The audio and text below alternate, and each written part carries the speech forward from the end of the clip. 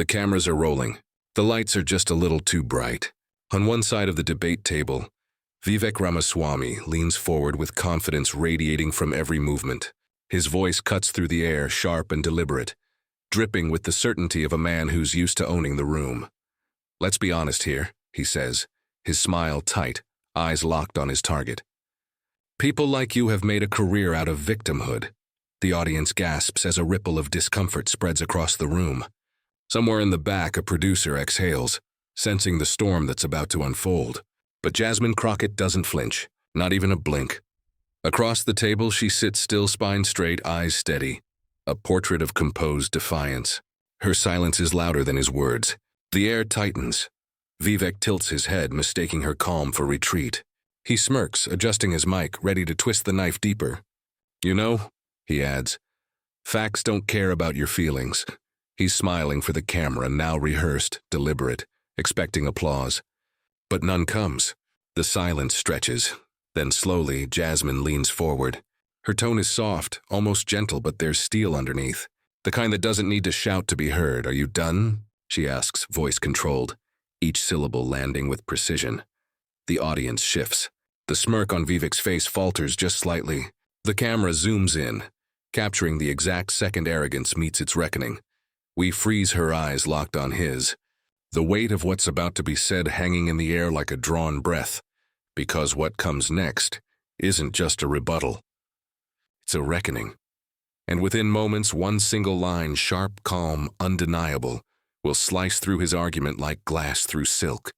The silence before it feels eternal. He thought he was in control of the moment, but he didn't realize he was standing on the edge of it. The shot tightens. The music fades. But what came out of her mouth next didn't just flip the conversation. It changed the entire energy of the room. The debate wasn't supposed to be personal, at least. That's how it was advertised. A policy forum, they called it. But somewhere between the lights, the cameras, and the crowd hungry for confrontation, the air shifted. This wasn't about policy anymore. It was about posture, power, perception. Vivek Ramaswamy knew exactly what he was doing. He came in like a man stepping onto a stage he'd already claimed. His sleeves rolled just enough to look casual. His tone practiced, the kind that sounds spontaneous, but has been rehearsed 100 times in the mirror. He'd built a brand of disruption, confident, contrarian, unapologetically certain. Every line of his opening statement carried that signature smirk, to the rhythm of someone who believes that being loud is the same as being right. And then there was Jasmine Crockett. No theatrics, no overprepped sound bites, just a calm that cut through the chaos like a clean line through static. Her arrival wasn't about matching his energy, it was about redefining it. The kind of presence that doesn't beg for attention. It commands it without trying. She wasn't just there as a congresswoman. She was there as something bigger than every woman who's ever been talked over in a meeting. Every black professional who's been told their composure means weakness. She carried all of them in the way she sat, the way she listened, the way she refused to rise to provocation. And that's exactly what made Vivek uncomfortable. He was used to rattling people. He thrived on it, the verbal sparring, the interruptions, the performance of dominance. But Jasmine wasn't giving him the reaction he'd built his strategy on. No flustered rebuttals, no defensive anger, just focus, steady, patient. The crowd began to notice. The tension wasn't coming from his volume anymore, it was coming from her silence. He interrupted. Again, then again. Each time the audience shifted a little more. What began as confident debate started to feel like a man desperately trying to hold on to control. Every time he talked over her, it wasn't just disrespect, it was revelation.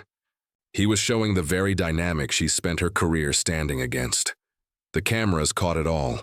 His clipped tone, the hand gestures, the impatience masked as intellect. And beside him, Jasmine unshaken, her eyes sharp as glass, her expression saying everything her voice hadn't yet, because this wasn't just a clash of viewpoints. It was a mirror held up to a nation still deciding what respect looks like and who gets to claim authority in a room. Producers backstage exchanged glances. They could feel it too. The atmosphere wasn't just charged, it was volatile. Every second was building toward something inevitable. Vivek leaned in once more, louder this time, trying to reassert dominance. "See, that's the problem," he said, gesturing dismissively. "People like you don't answer questions, you perform outrageously." The words hung heavy. The room murmured, but Jasmine didn't move. She didn't blink. Her silence felt surgical, strategic, and then the faintest smile, the kind that said, "You have no idea what's coming next." She'd let him dig his own hole word by word, smirk by smirk. And when she finally spoke, she'd make sure he understood exactly why the silence had been so loud. And as his tone sharpened, the crowd leaned in, wondering if Jasmine would stay composed or clap back. To understand the moment that stunned the debate stage, you have to rewind back to the rise of Vivek Ramaswamy, a man who built his name on disruption. He didn't walk into politics through the front door. He kicked it open, a biotech millionaire turned culture warrior. He arrived on the national stage with a perfect pitch, the self-made outsider ready to speak uncomfortable truths. To his admirers, he was boldly an antidote to political correctness. To his critics, he was something else entirely, a showman who thrived not on persuasion, but provocation. He mastered the art of the moment. Every word measured for maximum viral potential. Every confrontation engineered to trend. Every smile is calibrated to say, "I'm in control." The camera loved him. So did controversy. When he spoke, he didn't just debate, he performed. The pauses, the raised eyebrow, the rhetorical traps, all part of the choreography. He moved through interviews and hearings like a chess player, eyeing a checkmate 3 moves ahead. But what he didn't see, what he never planned for, was an opponent who didn't play his game at all. In his world, every exchange was a battle for dominance, a test of who could talk louder, faster, sharper. His fans fed on that energy. They clipped his lines, uploaded them within minutes, titled them, "Ramaswamy Destroys Liberal Opponent." That was the formula. Outspeak, outshine, outtrend. But underneath the polish, there was something else. A quiet contradiction he never quite resolved. He preached freedom, but his version of it often required someone else to shrink. He championed truth, but his truth was delivered like a weapon, not an offering. To him, debate wasn't about discovering meaning. It was about domination. He said he wanted honest conversations about race and identity. But too often, those conversations began with him dismissing the lived experience of everyone who didn't look like him. And yet, you couldn't deny his brilliance. He was articulate, fearless, quick on his feet. He could dismantle statistics and craft headlines in the same breath. The danger wasn't that he was uninformed. It was that he was too confident, too certain that intellect alone could replace empathy. That certainty turned his words into spectacles. It turned audiences into scorekeepers. And it turned every room he entered into an arena. Soon, the crowds expected the clashes. They didn't want nuance, they wanted blood sport. And Vivek gave it to them again and again. In his orbit, winning wasn't about ideas anymore. It was about control, about the moment you could make your opponent falter, hesitate, lose their cool. That was his victory signal, the flinch, the stumble, the pause. But Jasmine Crockett didn't give him that. In her presence, his tactics began to look different. The interruptions didn't seem bold, they seemed desperate. The smirks didn't read as clever as they read as condescending. And for the first time, the audience could feel the imbalance.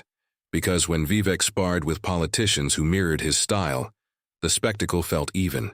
But against Jasmine, it felt exposed. Her calm made his performance look exactly like what it was, a performance. Behind the cameras, producers whispered. They'd seen this pattern before, the overconfident disruptor meeting someone who didn't flinch. But something about this time felt different. Vivek wasn't facing a pundit trying to outtalk him.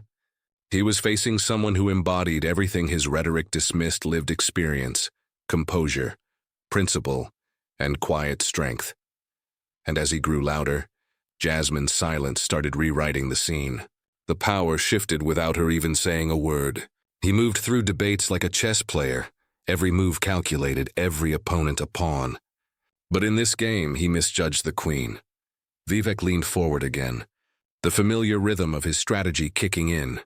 Interrupt, assert, smile, repeat. The audience had seen this dance 100 times before, but this time it wasn't working. Because on the other side of the table sat someone who didn't need to raise her voice to raise the stakes. and the higher his tone climbed. The clearer it became he wasn't in control anymore. The performance had slipped into something raw, something real. His lines that once drew cheers now drew uneasy silence. His charm began to feel like armor cracking under the weight of its own arrogance. He was used to fighting politicians. He wasn't used to facing conviction. And for the first time, Vivek Ramaswamy looked uncertain, not because he'd lost his words, but because he'd finally met someone whose truth couldn't be outperformed. Because when you underestimate someone like Jasmine Crockett, you're not just facing a politician, you're facing a movement. Before the cameras, before the hashtags, before the sound bites that would echo across the internet, there was Jasmine Crockett, a daughter of working-class grit and unshakable conviction. She didn't grow up in the marble hallways of power. Her story began in the hum of small-town Texas, a world of long shifts, Sunday mornings, and neighbors who believed in showing up even when no one noticed. Her parents didn't teach her to chase titles. They taught her to chase truth, and that truth often lived in uncomfortable places. As a young woman, Jasmine found herself drawn to law not for prestige, but for protection. She saw what happened when people without money or privilege tried to stand up for themselves, and no one listened. The courtroom became her battleground, her way of leveling the field. She was relentless, cross-examining with precision, defending the overlooked with a voice that carried both fury and grace. Her colleagues described her as the storm and the shelter at once. The judges learned quickly when Jasmine spoke, the room leaned in. But her fire wasn't born in a courtroom. It was born in the quiet moments, the nights spent listening to her clients cry over injustice, the mornings reading case files that told stories of people crushed by systems too big to fight. Each of those moments shaped her voice, a voice that didn't seek attention but demanded respect. She learned early that power doesn't listen until it's forced to, and sometimes, forcing it requires the kind of calm that makes arrogance nervous. When Jasmine Crockett entered politics, she didn't come as a polished insider. She came as a fighter carrying the weight of everyone told to wait their turn. She walked into Congress with a posture that said she belonged, even when others tried to suggest otherwise. Her very presence as a young black woman with sharp intellect and unapologetic candor became an act of defiance, and it didn't take long for her voice to become impossible to ignore. During hearings, when tempers flared and others stumbled over politeness, Jasmine cut through the noise with surgical precision. Her words weren't about theatrics, they were about accountability. She asked the questions no one wanted to answer, and she did it without raising her tone. Her composure was her weapon.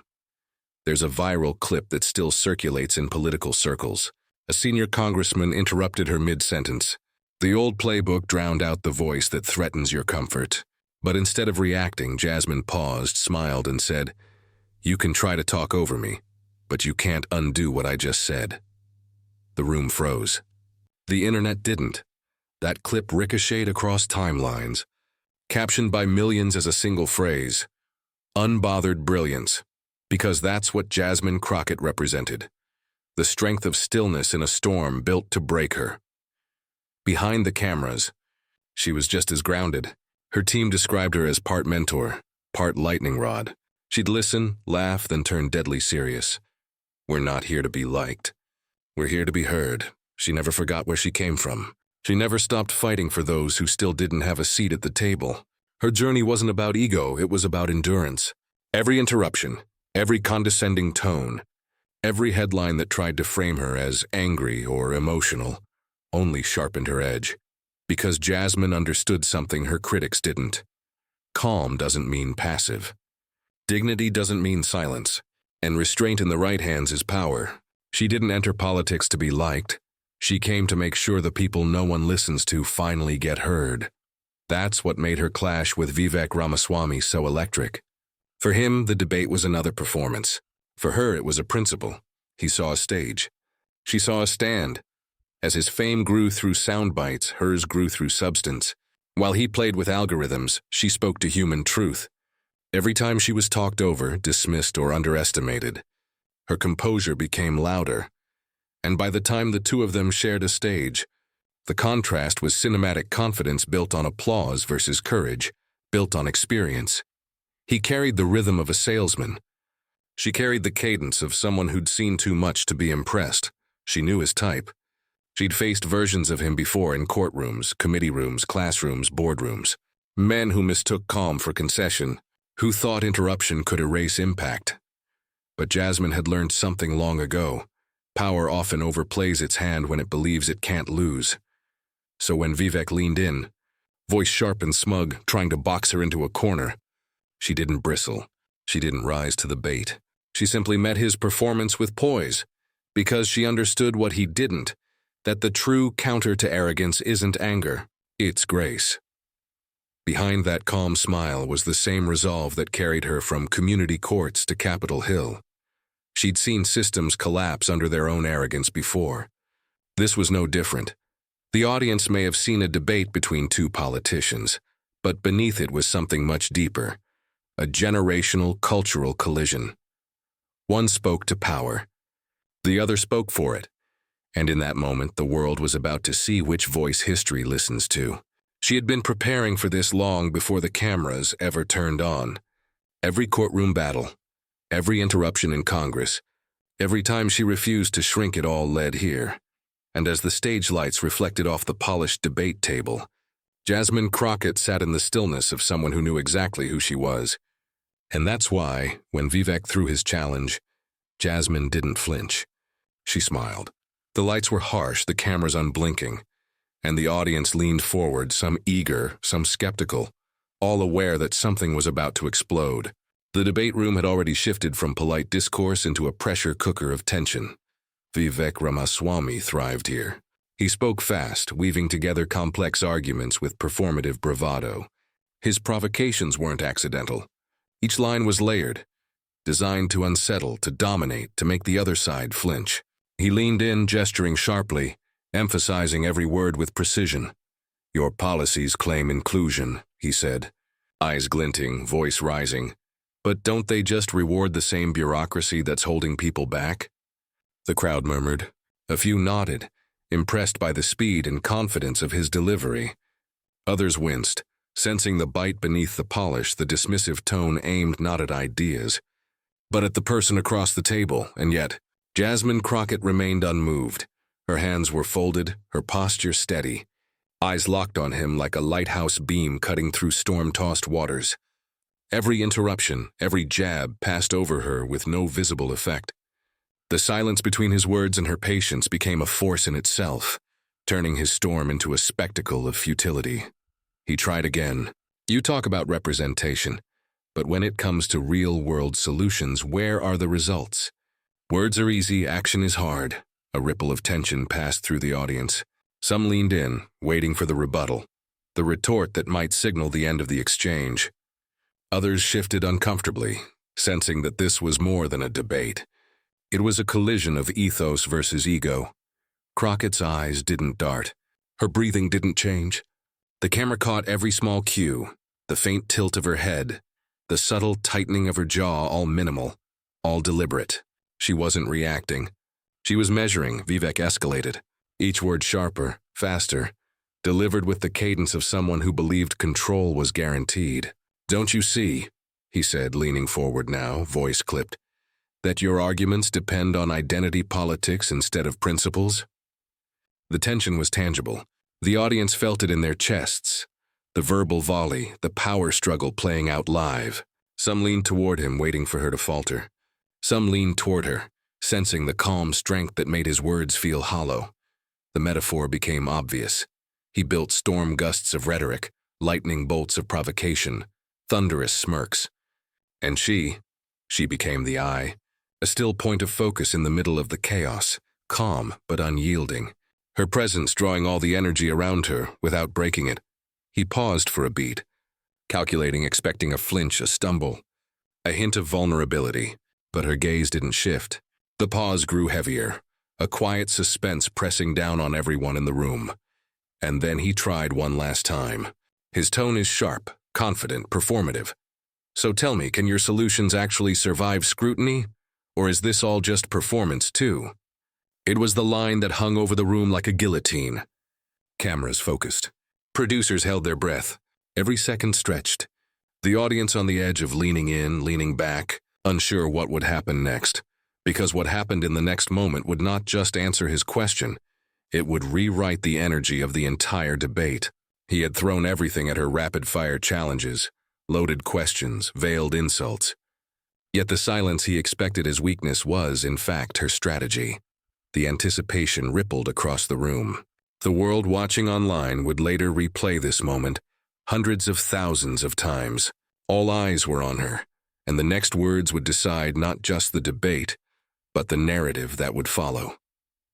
And then the question that changed everything.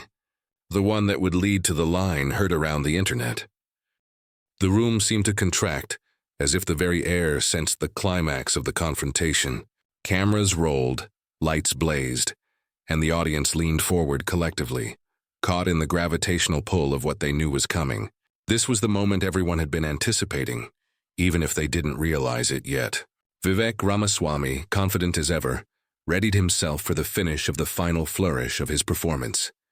He leaned forward, elbows on the table, smirk in place, voice sharp and deliberate.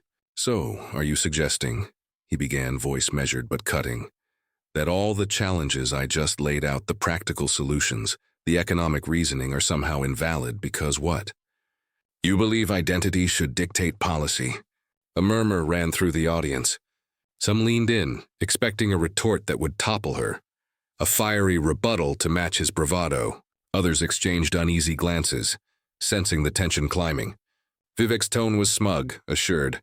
He expected applause, affirmation. He expected the room to tilt toward him, to reward the performance he had perfected over countless interviews and debates. But Jasmine Crockett remained still, calm, focused, eyes locked on him, but not in challenge, in precision. A subtle pause, a small inhale, and then she leaned forward just slightly, enough to convey that the storm of words he had unleashed would find its counter. Her voice was low, controlled, but carried a resonance that cut through the static of his ego-driven rhetoric. Every syllable landed with the weight of experience, with the gravity of truth. "You can throw words like weapons," she said, her tone soft but unmistakable. "But they don't make you right. They just reveal who you really are." The effect was instantaneous. The audience shifted. The smirk on Vivek's face faltered just a fraction, imperceptible to the casual viewer, monumental to those who understood the dynamics of debate. Murmurs erupted, subtle at first, then louder. A ripple of realization that something had changed. Even some of his supporters, previously nodding in confidence, exchanged confused glances. The cameras zoomed in, capturing the smallest flickers of movement. Vivek's hand tightening around the edge of the table, the faint furrow of his brow, the slight twitch of his jaw. His composure, along with his armor, began to crack. Behind her words, there was more than rebuttal. There was resonance. There was history.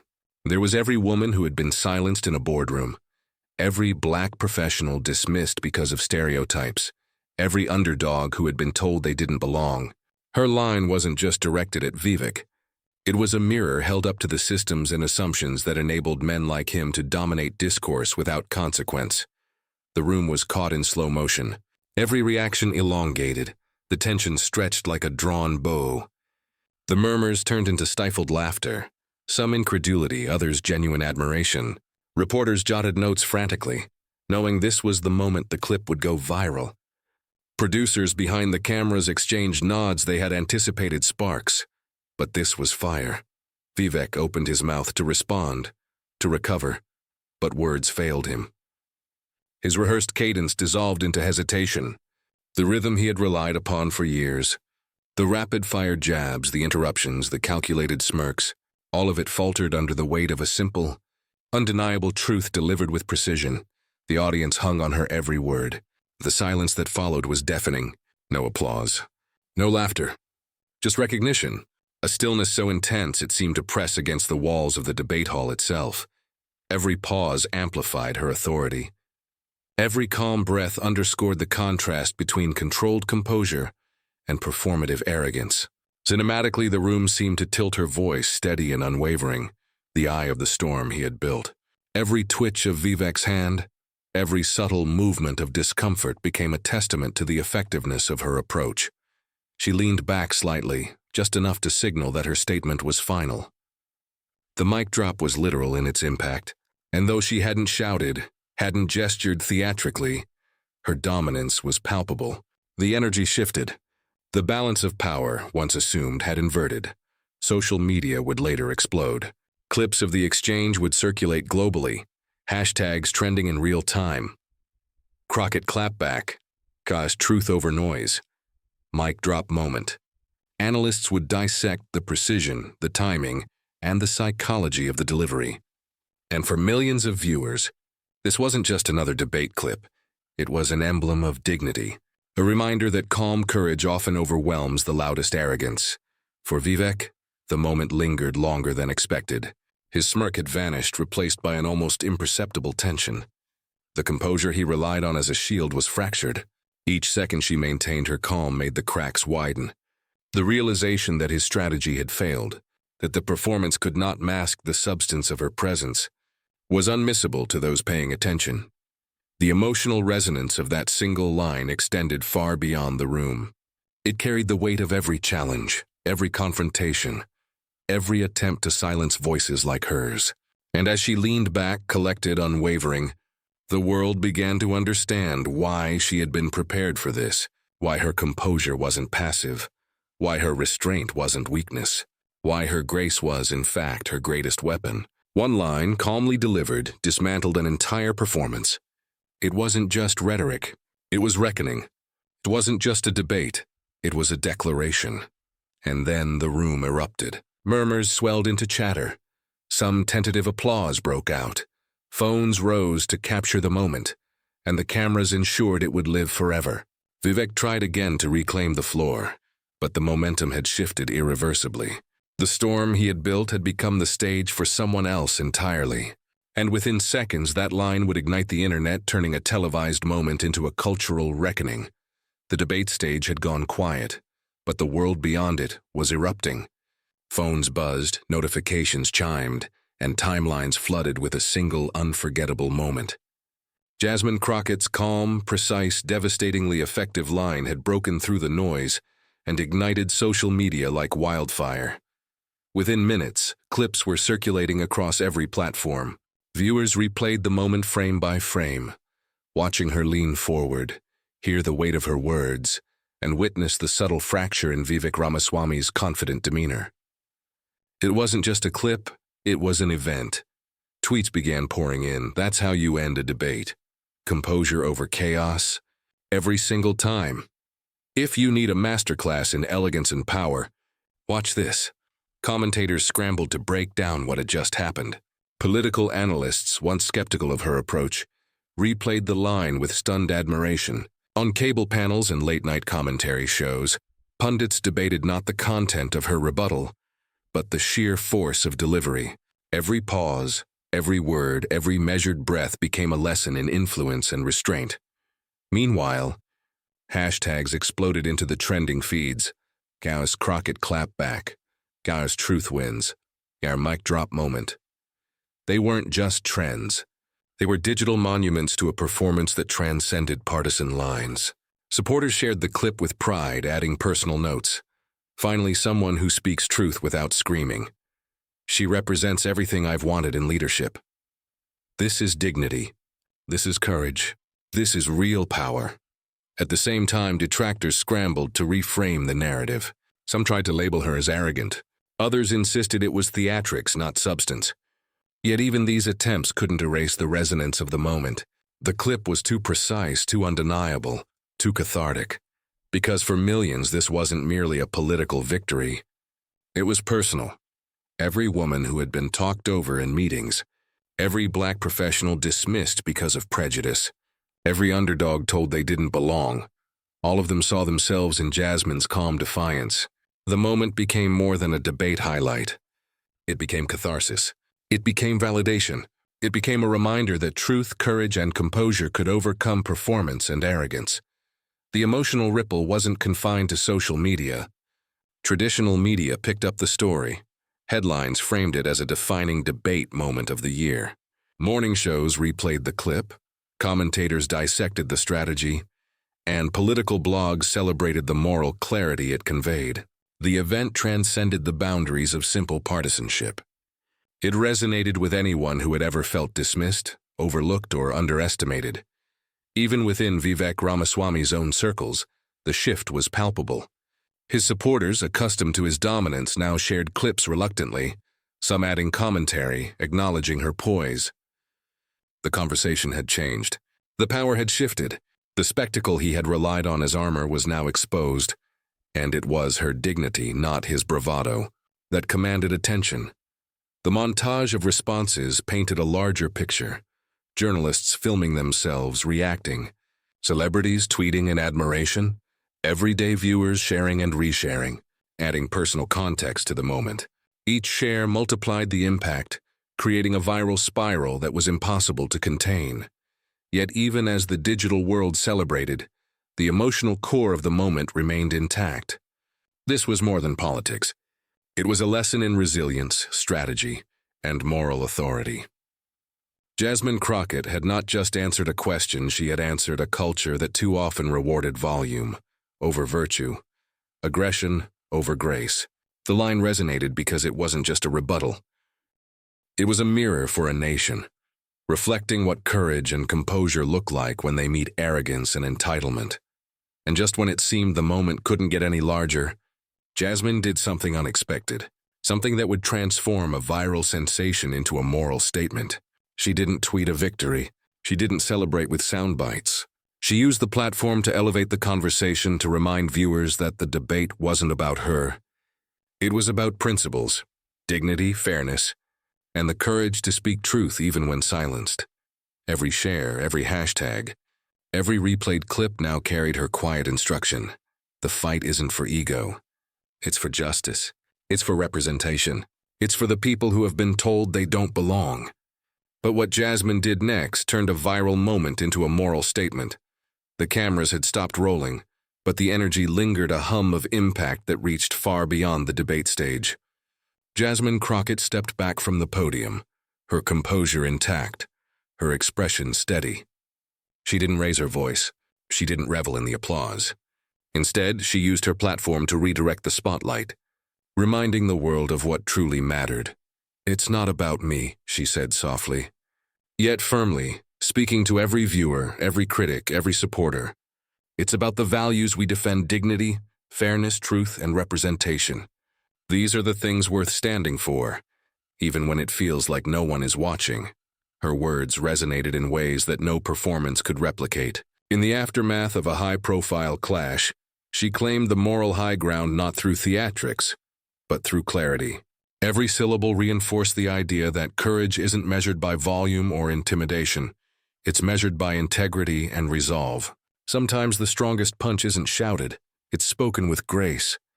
Sometimes the victory isn't in overpowering your opponent, it's in lifting everyone else with you. Jasmine's message carried broader significance. It wasn't just a lesson in debate strategy. It was a demonstration of how one person, standing firm, could reclaim the narrative from arrogance and spectacle. By refusing to flinch, by maintaining composure under pressure, she reminded everyone watching that dignity itself is a form of power, one that cannot be interrupted, belittled, or diminished. Across social media, commentators and viewers alike began to reflect not only on the debate, but on the values it had illuminated. Articles framed it as a turning point, a moment when rhetoric collided with principle, and principle won. Analysts dissected the strategy, but more importantly, they celebrated the example. How standing tall in the face of arrogance can redefine public perception and set a standard for discourse. Her victory was cinematic, yes, but it was also profoundly human. It reminded viewers that courage doesn't need to be flashy to be transformative. It showed that a measured response, patience, clarity, and truth can cut through the noise and leave an impact far greater than any interruptive theatrics. For millions of Americans, her moment became more than just a debate highlight. It became a guidepost, a reminder that composure, intellect, and principle are not weaknesses to be exploited. They are strengths to be nurtured and wielded responsibly. By maintaining her poise, Jasmine modeled how dignity can intersect with power, how patience can amplify authority, and how grace can serve as a weapon against arrogance. The lesson was clear. Leadership is not defined by who speaks the loudest. It is defined by who can withstand pressure, who can represent those who have been silenced, and who can channel moral clarity into action. Jasmine Crockett didn't just deliver a rebuttal. She delivered a blueprint for courage. She didn't just win an argument. She reminded America who we can be when dignity meets truth. She showed that the measure of a leader is not in how forcefully they assert themselves, but in how faithfully they stand for the values that matter. Cinematically, the image lingers. Jasmine sitting calmly at the table after the verbal storm, the lights reflecting softly on the polished surface, the weight of history in the quiet aftermath. The audience, both in the hall and online, had witnessed a rare moment where decorum didn't dilute impact, where restraint amplified influence.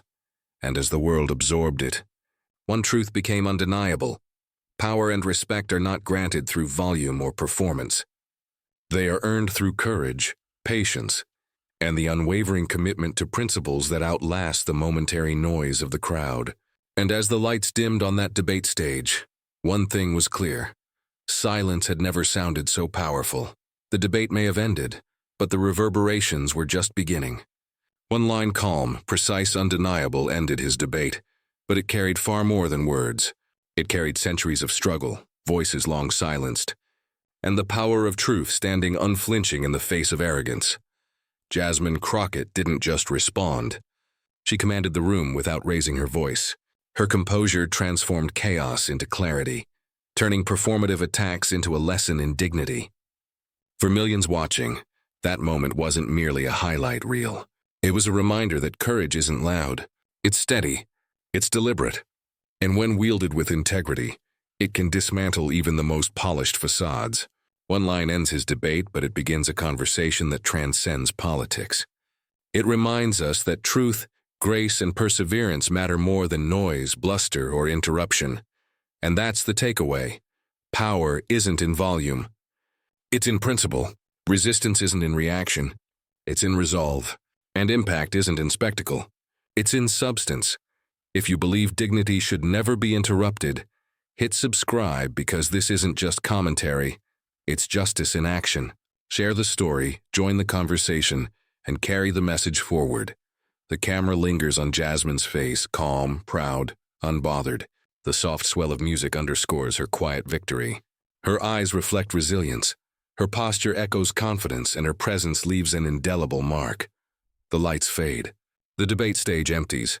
And yet her message remains. Fade to black.